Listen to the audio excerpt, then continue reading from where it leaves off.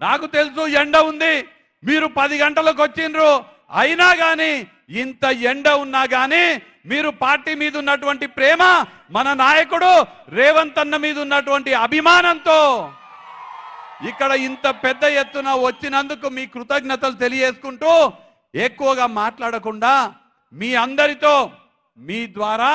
మహబూబ్ నగర్ లోక్సభ నియోజకవర్గంలో ఉన్నటువంటి ప్రజలందరూ కూడా మీ దృష్టికి 2 విషయాలు తేదలుచుకుంటున్నా.